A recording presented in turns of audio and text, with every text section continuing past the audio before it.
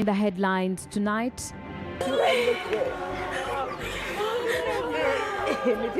grief overwhelms parents of 11 blind children who died in a dormitory fire at Salama School of the Blind as they receive bodies of their offsprings. And why we need to act boldly and decisively at the institution of Parliament. The Minister of State for Finance, Henry Musasizi, fails to break down the planned expenditure of the 1.7 trillion shillings loan for development and infrastructure budget. And it is an honor, sir, to be here, so thank you very much. It's very nice to see you. It's very lovely to see you too. Also tonight, Ket Air, the British High Commissioner to Uganda, meets KADUCU Charles Peter Maiga at Bulange Mengo, the headquarters of Buganda Kingdom.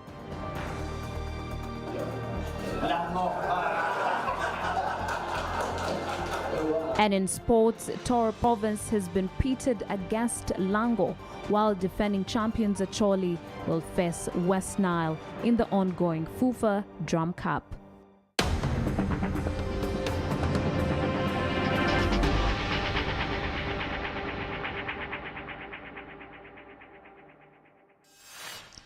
A very good evening and welcome to CTV PM edition tonight. My name is Agi Oase with Isaac Luchamzi on sign language. Now kick-starting off tonight with very sad news as sorrow and grief has overwhelmed parents of 11 blind children who died in a dormitory fire at Salama School of the Blind at Kisoga in Mukono district as they received the bodies of their offsprings. Now the bodies were handed over to the parents by the State Minister for Primary Education, Joyce KADUCU. Let's take a look. Since all the victims were burnt beyond recognition, DNA tests were done on parents and relatives to ensure that they received the right bodies. Parents, relatives, local leaders and survivors attended a requiem mass for the victims. Father Paul Sebitogo, who led the prayers, condemned the rising arson attacks on schools that claim innocent children.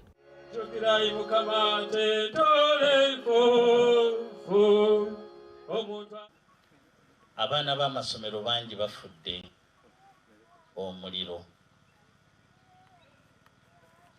Kizibu okugamba nti n'ebikangabwa bino bigenda kuggwaawo. Tusabe Katonda bikendeere. Ate naffe twongere okubeera abeegendereza abalina abaana. Francis Chinubi, the headmaster of the school, apologized to parents whose children perished in the fire. He hailed local border cyclists who rushed the injured children to nearby hospitals and clinics.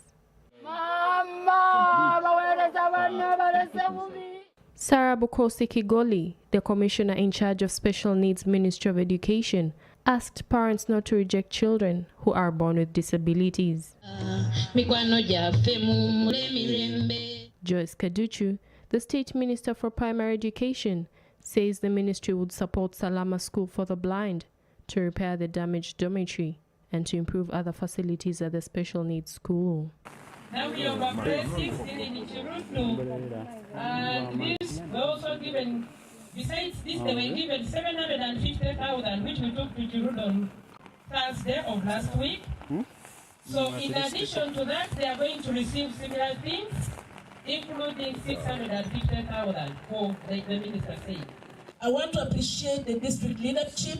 Counseling has been taking place, spiritual support has been taking place, and the financial support, we've come along with the financial support.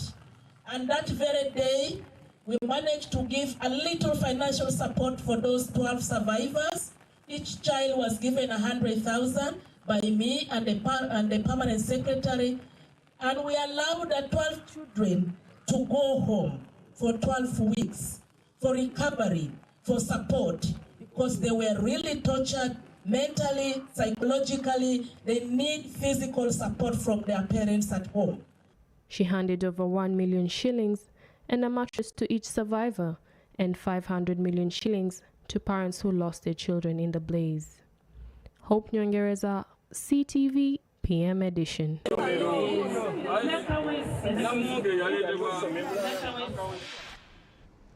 Now, members of Parliament on the Committee of National Economy have once again tasked the Minister of State in charge of general duties at the Ministry of Finance, Henry Musasizi, to explain how 1.7 trillion shillings loan being requested by the government will be spent. Now, the loan, according to Musasizi, is meant to finance the development and infrastructure budget for the financial year 2022-2023, but he failed to produce a hard copy of the expenditure plan breakdown. To finance the 2022-2023 budget, Parliament approved the external borrowing of shillings 2.5 trillion. Currently, government is seeking an urgent Parliament approval of 1.7 trillion shillings loan to finance the country's development and infrastructure budget for the current financial year. The loan request before this committee is the request to borrow up to euros 455.03 million, an equivalent of United States dollars 464.13 from Standard Chartered Bank, who is arranging financing from other financial institutions to finance the development and infrastructure budget for financial year 2022-2023. However, lawmakers on the Parliament's Committee on National Economy tasked the State Minister for Finance in charge of general duties, Henry Musasizi, to give a distinctive accountability of the loan request, and the minister failed to do so. Parliament needs to satisfy itself that all due processes have been followed and all authorizations have been got. I have mentioned that Cabinet chaired by the President sat and considered this loan request and authorized me to come to Parliament to seek for approval. Mind you, we are doing this on behalf of all Ugandans. If we borrow wrongly, we are affecting our children and grandchildren. So we are here representing the entire country. Was referred to the committee. It did not pass through the House. It was referred to the committee through the Business Committee, not through the main House, Parliament, to this House.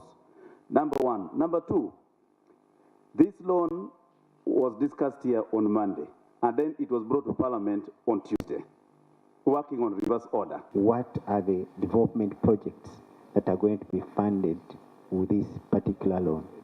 Musasizi tabled the request before the committee on October 31st. However, MPs on the committee were not satisfied by his explanation on expenditure and accountability.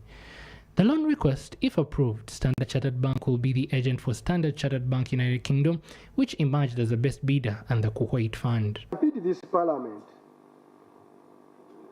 with the request to be approved in a matter of days of 1.7 trillion. But they've just spent 1.7 trillion in a supplementary Schedule 1. You go through some of the items, then you know the crisis this country is in.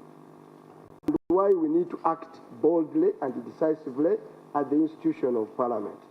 Because at the end of the day, we are the only firewall between the Bank of Uganda and a government that is stepping out of hand in terms of accumulating our national debt. Out of the 48.1 trillion shillings budget for this financial year 2022-2023, the government only released 10.25 trillion in the first quarter and 7.3 trillion in the second quarter. Sarah Nakandi, CTV PM Edition.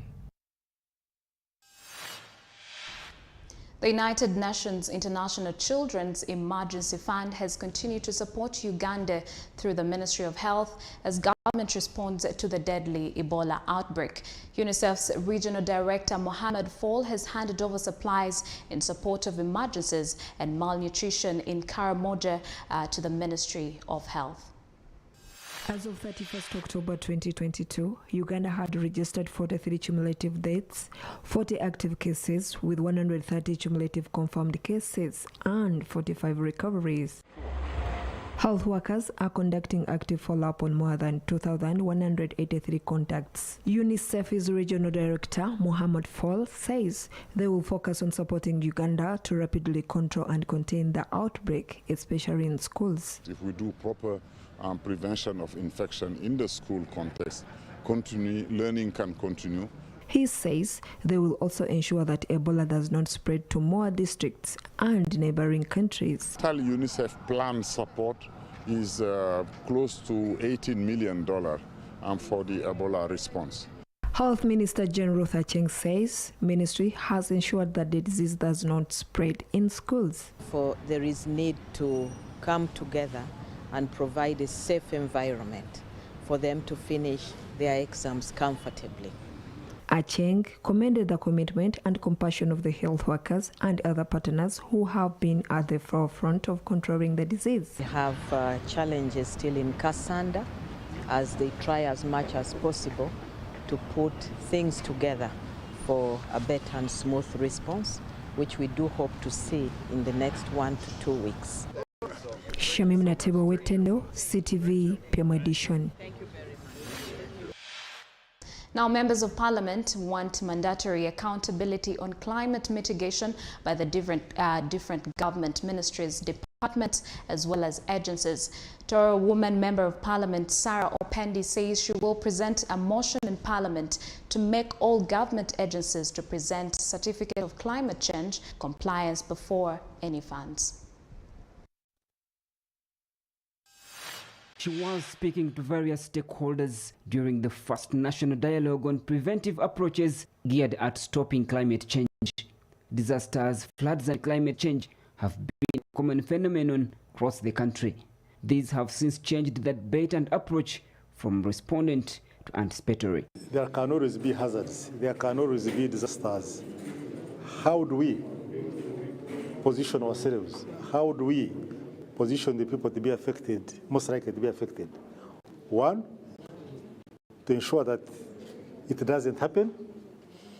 And if it doesn't happen, then what does it take to make sure that it doesn't happen?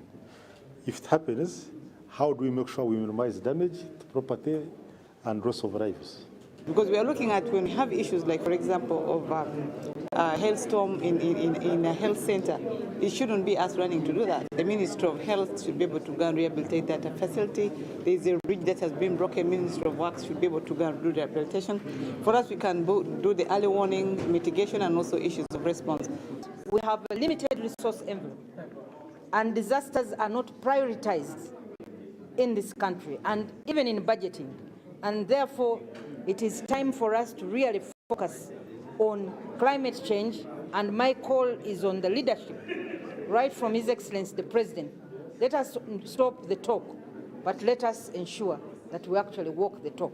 This made the government to launch a 10-year disaster risk management plan. The plan, which cuts across all ministries, departments and agencies, will see government spend over $280 million to implement it. This also calls for a shift from drawing funds from contingency fund. So we are trying our best to make sure that this plan comes on board so that we now stick to the plan for the next 10 years instead of just waiting for only the contingency plan, which is not realistic. As sometimes now we see for the past 2 years we had issues of COVID-19. It took most of the contingency plan. And right now again we still have COVID-19 SOPs maintenance, and also now come up with the issues of Ebola. Roman Member of Parliament Sarah Opendi suggests that each ministry should present proof of allocation of funds to climate change mitigation before their budgets are approved. For example, if you look at tourism, their focus is different. If you look at agriculture, their focus is different.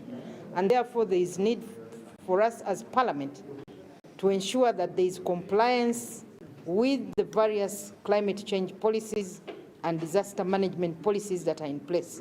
We are going to propose that there be a climate change compliance certificate issued before any ministry budget can actually be approved. Areas like Bududa, Manafwa, Karamoja, Kasese, among others, are the disaster-prone areas in Uganda. Government wants disaster mitigation efforts decentralized with the regional hubs, where planning can take place contrary to the current planning, which is done in Kampala. From this regional hub, we have already budgeted in the plan to have equipment. We are going to equip it, we are going to staff it, we are also going to make sure it is almost independent kind of setup, so that we do more coordination, but the action and also what has to be done in terms of response, in terms of mitigation, should be done at that level. Since members of the public are major stakeholders in the fight against disasters, the anticipatory approach is expected to produce better results. Ramson Mhire, CTV PM Edition. The process of oil drilling in the TILENGA project in Bulisa is ready to start after the compensation of 80% of the project affected persons. A total of 5,000 people were affected during the course of land acquisition that covers 2,901 acres. Let's take a look. Today, the Executive Director of the Petroleum Authority of Uganda, Ernest Rubondo, conducted a monitoring visit of the TILENGA industrial area to ascertain the progress of the work. According to Rubondo, the contractors are ready to start drilling of oil after compensating 80% of the project-affected persons, and hopes that by June 2025 the country will have its first oil. Some of these areas were owned by people. They were growing food on them and so on. So the process of acquiring this land is almost complete. In TILENGA, this process is close to 80%. So over 80% of the areas have now been acquired. Having acquired those areas, they are now doing the preparatory work. They are clearing the areas where the drilling is going to be done. At the moment, the clearing of the site is underway, and after this, serious construction of infrastructure will commence, and the companies that are going to do the work have already been identified. These companies, even before you get to them, they have a name to keep for themselves. So as a country, we are lucky that we have good companies on the ground which have standards on their own. That's one aspect. Secondly, the country has legislation and regulations that are in place. Have to be finding out what you need to do and what you don't need to do. So they just have to follow the laws of the country. Ernest Rubondo says the rigs that will drill the TILENGA project have started arriving in the country, and one of them has already reached. The project is expected to use 3 rigs. Some project, very big project, about 4.6 billion United States dollars. We also have the Kingfisher. So the first part of this week we are visiting the TILENGA project. In the second part of the week we shall visit the Kingfisher project. The TILENGA project has 2 parts, both of which we have visited. The first one is the part that has to do with the production of oil. So we visited the well pads, which are being prepared, and that is where the wells will be drilled and the oil will be pulled out of the ground. Petroleum Authority of Uganda says that they are doing the work in accordance with the law and are following guidelines from the National Environment Management Authority and Uganda Wildlife Authority. They've started setting up the areas where the central processing facility, it's a big facility, it's like similar to a refinery, but it is for cleaning. It is going to be built here, and they've started laying the foundation for that facility. Over 10 international companies are participating in the work, while some Ugandan companies have also been subcontracted. Because it is disseminated very often for Ugandan companies and Ugandan people who want to participate in this. This is not complicated at all. You just visit the website of the Petroleum Authority of Uganda. They will direct you how to register on the National Supply Database. Once you've registered on the National Supply Database, you will be invited to workshops where all these opportunities are announced and explained before they are put in the newspapers. The land acquired will comprise of 95 kilometers of the feeder pipeline, over 160 kilometers of flow lines, well pads, the development of the central processing facility, temporary and permanent operation support base camps, among others. The project commenced last year in June, with its main contractor being Motor Angel at a total cost of $4.6 billion US. Heston Munanura, CTV, PM Edition. We take a short break and we'll be right back with more news. Just stay with us.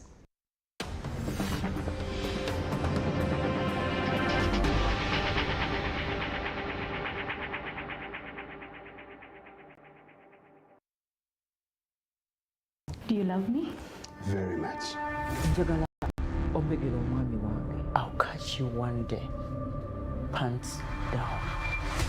I want to spoil you. I want you to eat my money. She believes I'm in love with her guy. You go? If I had to live everywhere I'm not loved, where would I end up?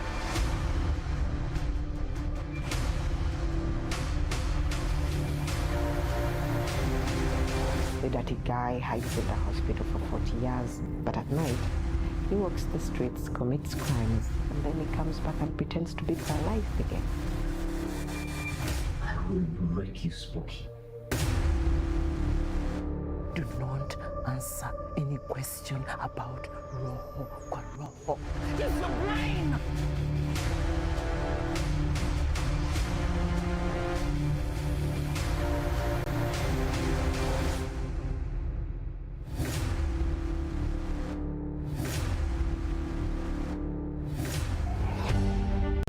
Now showing on CTV.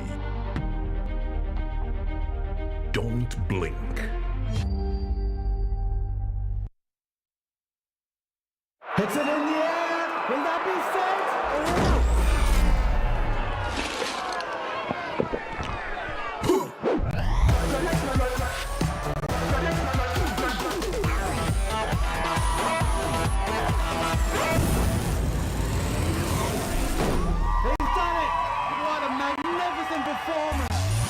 Recharge your day with Sting. Extreme energy, refreshing taste, available countrywide. Sting, live switched on, from the makers of Pepsi. CTV is now on StarTimes. You can now catch all your favorite programs, our daily comprehensive news bulletins, and so much more on StarTimes channel number 248. Stay tuned for a world of endless possibilities. CTV. Don't blink.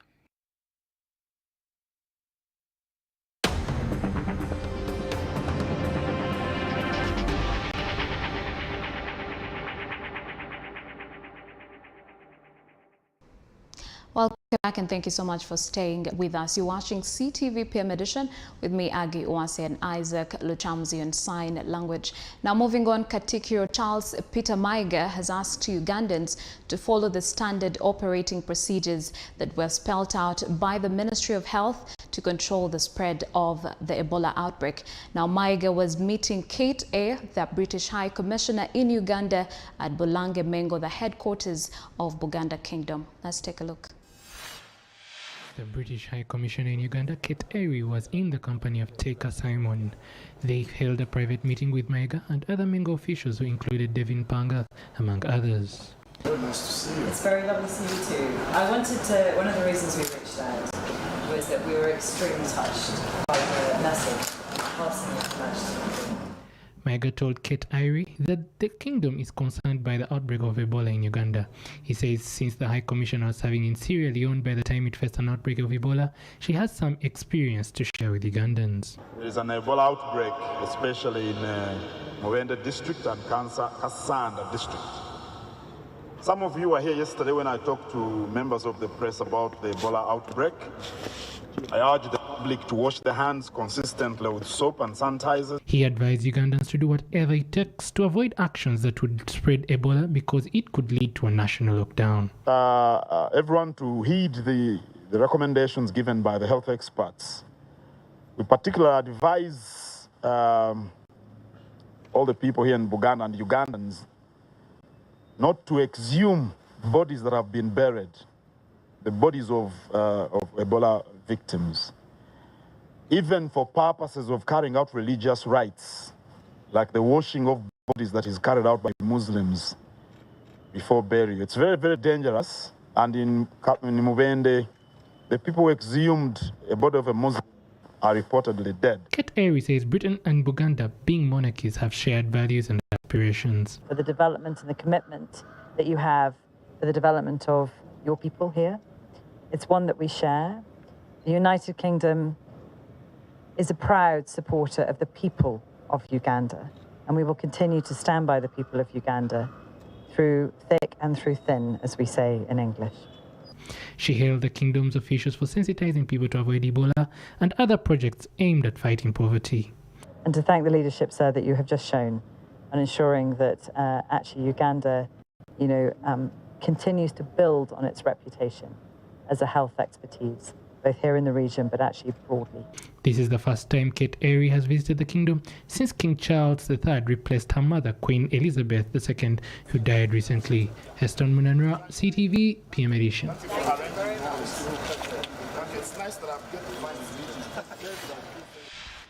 The State Minister for Urban Development, Obiga Kanye, wants cities to start branding themselves in a manner that will market them. This comes as Uganda joins the rest of the world to commemorate the World City Day and the theme Act Local to Go Global. World Cities Day was established on the 27th of November 2013 by the United Nations General Assembly.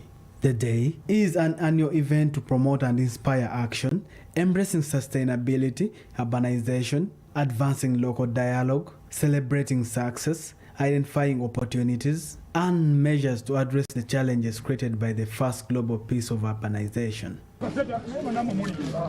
The year's focus is Act Local to Go Global and a general theme, a better city, a better life. According to Obiga Kanye, the Minister of State for Urban Development, cities in Uganda have to brand themselves, for the approach is a tool that markets them in various ways. They should give themselves a brand. What unique characteristics of the city are featured to create a sustainable urban image, environmental and social characteristics. When I look at Mbarara, when I look at Arua, what should come in my mind? Soroti. Let us create the local environment to make it friendly for the local people to invest. For example, tourism, the service industry, and so on in a proactive approach. In return, establish loyalty from the citizen dwellers and partners in development and ensure that the city is survival. However, he says Uganda will consider other key factors and prioritize secondary cities other than branding. Local leaders need to be actively involved in the economic development of the city. Political and resource commitments must be demonstrated by all actors in the city. These cities are not going to be developed by people from outside. You, the people, you, the Ugandans who have gone to those cities, you Ugandans who ask for these cities, you must develop them. You must initiate. You must give the hope for people to come from outside that they can develop the cities. You must be the vanguards. He says government will continue implementing policies and programs that focus on cities with support from local and international development partners. Urbanization is not a factor where we can say whether it will happen or not. It is already happening. The only thing that can happen is it can grow more and more and more, creating opportunities and challenges in the same breath. So we're left with the planning, we're left using the opportunities for the benefit of our people. We have an ambition now to move beyond plans. We have an ambition for a capital investment program of $394 million USD. Now the point about that is we don't have that money. We have to ensure that we have bankable projects, proven bankable projects to attract capital investment. Uganda capital city is Kampala, and the country has regional cities that include Arua, Gulu, Jinja, Mbarara, Lira, Soroti, Hoima, Fort Portal, Mbale, and Masaka. The country has 31 municipal councils and 500 town councils that constitute the urban setup of Uganda. Tony Patila Humza, CTV, PM Edition. The population of older persons aged 60 years and above worldwide is raising concerns in many countries. Now, the rise in the population of older people is catching many governments unprepared as far as provision of social amenities to them is concerned. This increase has profound consequences at individual, community, and national levels. This means that there is a need for appropriate response by governments. According to the 2002 Uganda Population and Housing Census, 4.6% of Uganda's population are older persons aged 60 years and above. This translates to more than 1 million older persons. The old-aged persons, once not helped, face challenges of access to basic services like food and medication. The concern prompted Lila Foundation, an organization that focuses on community services to disadvantaged persons in Uganda, to donate an assortment of foods and water purifiers to older people in Karenga, Moroto, and Nabila Tuk district. Lukia Isanga Nakadama, the third Deputy Prime Minister and Minister without portfolio, applauded Lila Foundation for the effort to improve lives of older people. Now we have come up with that program of 60 to 79. So that these people can also get some money because this is no longer inactive work, so it's staying home, but sometimes you find that they don't have any income.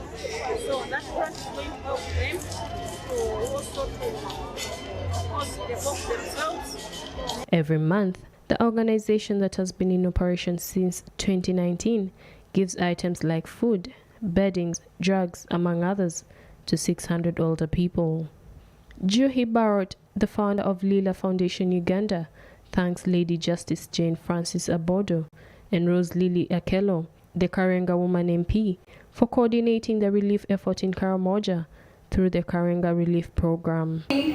We distribute food items to judges all over Uganda. For the past 3 months, we were in Karamoja, we went to Karenga, Nabila Tuk, and just 2 days ago we were in Moroto. Lila Foundation is a subsidiary of Tirupati Group. Hope Nyongereza, CTV, PM Edition. Now, in a regional news tonight, Kenya has sent troops to the Democratic Republic of Congo to fight the M23 rebels, while in Egypt, farmers working the land along the Nile River Delta are facing increasing hardships as the rising sea levels cover the once fertile soil with sheets of dried salt. We have the details. Kenya Defense Forces accolades in missions abroad and ensured the same back home. Kenya on Wednesday deployed troops to the Democratic Republic of Congo as part of a regional military intervention to support the Congolese regime against rebels operating in the eastern DRC. President Ruto said at a ceremony in Nairobi that as neighbors, the fate of the DRC is linked, adding that the regional contingent also includes troops from Burundi, Uganda, and South Sudan sent on a mission to protect humanity. In April this year, leaders of the East African community agreed to establish a joint force to help restore security in the region. Kenya will command the force, which also includes soldiers from Burundi, Uganda, and South Sudan. A Rwanda contingent will be deployed along the border after Kinshasa objected to Kigali's participation in any operations within the DRC. A UN force known by its French acronym MONUSCO is already operating in the DRC. Uganda and Burundi also sent troops to the DRC earlier at the invitation of the Congolese government. In Egypt, farmers working the land along the Nile River Delta are facing increasing hardship as rising sea levels cover the once fertile soil with sheets of dried salt. There are increasing concerns that this threat might spread if urgent measures are not taken to combat the rising seawater. The United Nations Intergovernmental Panel on Climate Change has described the Nile Delta as one of the world's 3 most vulnerable hotspots for climate change impacts, including rising sea levels. The Nile Delta covers roughly 240 square kilometers, starting just north of the capital, Cairo, where the river fans out, creating rich, fertile land by depositing silt along its branches as they make their way to the Mediterranean Sea. And elsewhere in the world, North and South Korea have fired a number of missiles into waters near each other's coasts in a marked escalation of hostilities, while days after Russia suspended support for grain exports through the Black Sea, it has agreed with Turkey to restart its participation in the agreement.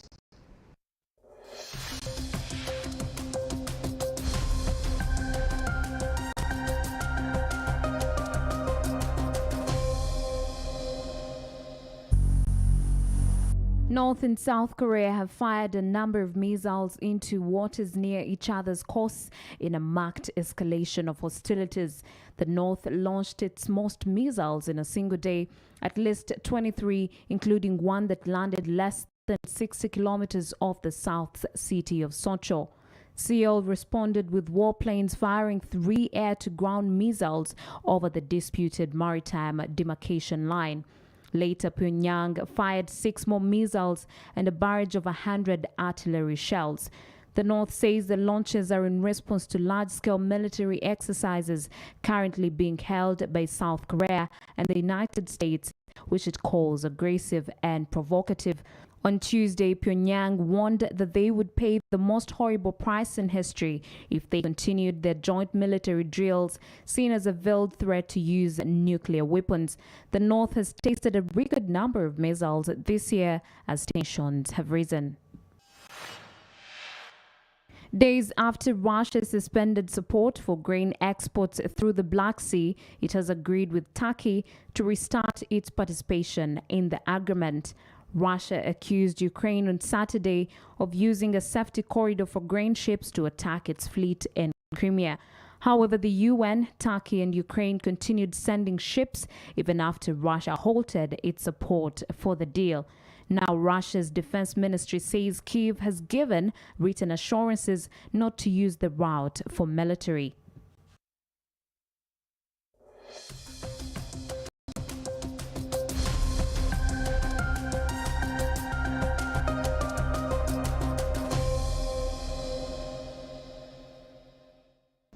Thanks for staying with us. We're going for a short break, but we'll be right back with more news from the world of sports. Do stay with us.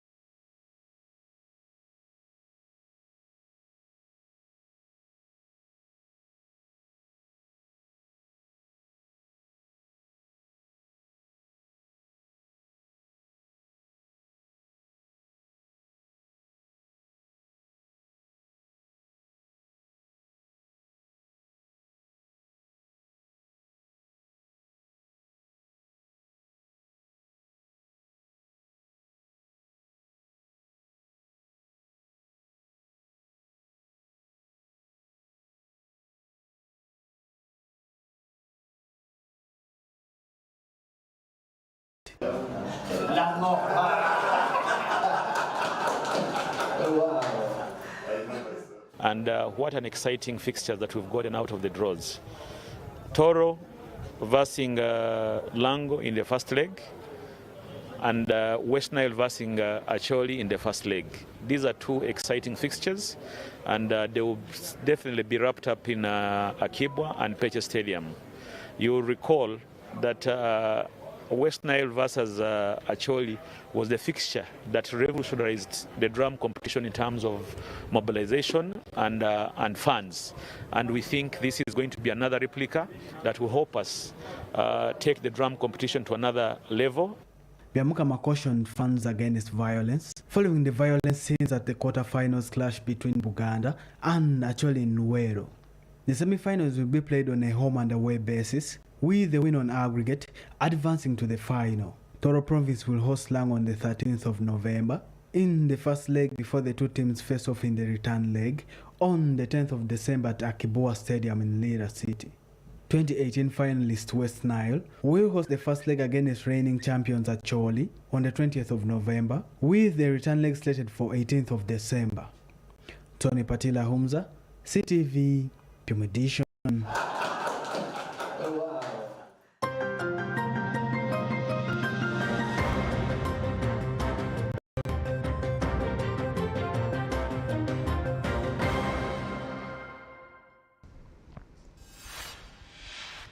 Well, we've come to the end of CTV PM edition tonight, but being a Wednesday, coming up is the big debate, and Gabriel Iguma is on standby at the moment. Good evening, Gabriel. Good evening, Aggie. Well, what's the big discussion tonight? Well, from the time we had the 2021 elections, there have been many reports that have been assessing Uganda's civic space, whether that is increasing, diminishing, or whether it has stayed the same. Well, we will be looking at the latest report that's talking about Uganda's civic space and human rights violations and enforcement. I think that's actually a very, very good topic, given the fact that there's been so many multiple conversations going on, especially on social media, in regard to the gross human rights violation in this country. And we've actually seen multiple civil society organizations come on to condemn these gruesome acts and also call on the government to actually act immediately, as soon as possible. But do you think it's as bad as it looks, or how they make it seem on social media? You know what? Certain times perceptions can be quite deceptive, but considering the environment within which, the civil society organizations are operating, when they come up with these kinds of findings, they definitely have taken into consideration what that means for them as institutions. So when they say some of these things, they have no choice but to say them, because that's what they found on the ground. And this one was actually a scientific research, so probably more believable than many. Well, I totally agree with that. So who are the panelists tonight? Well, we have the Army spokesperson who will be joining us in a very short while, and then we have the executive director of the organization that actually championed the research. I will tell you their names when the show starts. Well, we wish you a great discussion, and yes, I will be, looking out for it, and I hope that people out there, will be watching and looking out for this big conversation tonight. And there you have it. Coming up is the big debate, and Gabriel Iguma is on standby. So keep watching CTV so that you don't miss out on the great discussion that will be coming up in a bit. For now, have a good night.